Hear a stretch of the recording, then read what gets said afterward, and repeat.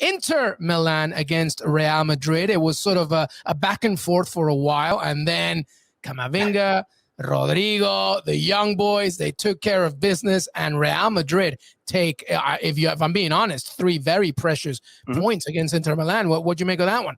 Yeah, I think at this point it's voodoo. I think with Madrid, it's voodoo in the Champions League. It doesn't matter what their form is like. It doesn't matter whether they're good or not good, whether they play well, don't play well. There's something about the bright lights of the Champions League that obviously not always, they don't win it every year, but the other 13-time European champions. And I hate the pukey sports cliche of they find ways to win, but they genuinely do. And I mean, today, after a pretty abysmal, hour plus from Real Madrid, where Inter were clearly the better team, where especially through those 3 center backs who are not just really good defenders, but also very good distributors, it seemed as though Madrid didn't have a response, didn't have a reaction.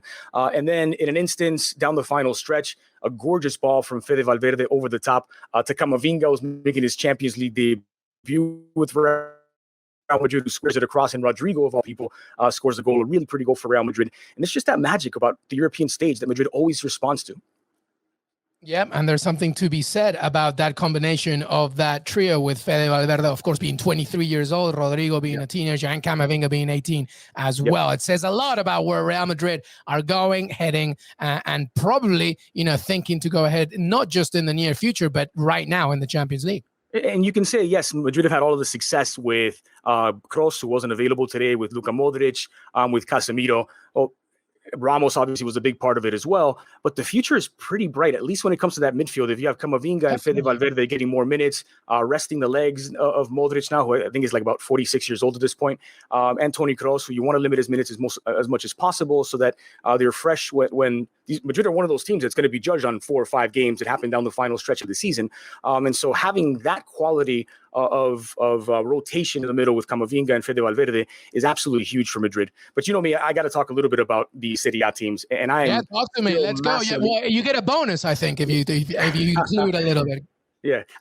Basically, I'm still very impressed with Inter. Even in defeat, yes, this was at home. It was a game that they desperately wanted to win and probably did enough to win, because while Rodrigo scored the goal, Thibaut Courtois was Real Madrid's best player in this game. The way that Inter approached most teams that play with 3 at the back, whenever you see that the 3 center backs have the most touches, they're basically passing it among themselves, right? Trying to lure the opposition out to create some space. That's not really the case with the Nerazzurri. They have 3 good distributors out of the back. Their wing backs, as opposed to what we saw with Barcelona and Ronald Koeman, where they're very deep and playing almost scared, their wing backs for Inter are often the highest players up the pitch and trying to get touches in the 18. And so they attack you with their defenders, which makes it really, really difficult. And Madrid, in the first half especially, didn't have a response for it. Madrid did not have a shot on target until close to the hour mark when Carvajal was the first one to test the goalkeepers of Handanovic. And so I think even with Lukaku gone, even with Hakimi gone, this is an Inter team that is still, for me, one of maybe the favorite to win the Scudetto in Serie A, and a team that can do some damage in the Champions League. Yep, absolutely. We're going to comment here from San Martin. AC Milan absolutely broke Liverpool down before halftime. That's correct. But when you're a good team, you pick yourself back again. And Liverpool did exactly that. By the way, Inter Milan are a nice way of trying to figure out, you leave, Antonio Conte leaves, Lukaku leaves, but it doesn't matter. You have to adapt. You have to figure a way out, especially in this modern game. And that's something that's a nice little mirror to what we saw from PSG, by the way. You have to adapt to the modern game. And to your point, that's exactly what they're doing.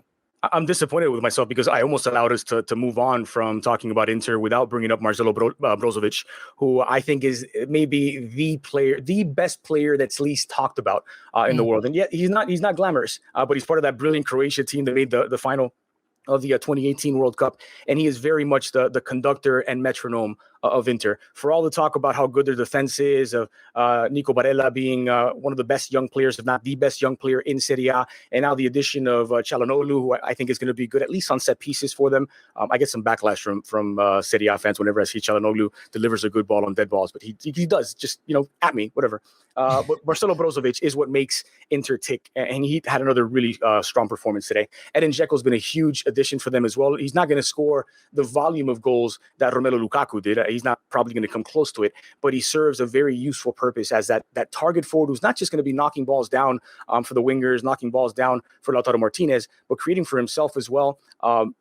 when I watch him, it's balletic when you watch Dzeko play, because there's no wasted movement. Everything is with purpose, and he's so long and tall that he's so difficult for defenders to deal with. I think Dzeko is in for a terrific season with Inter as long as he stays healthy.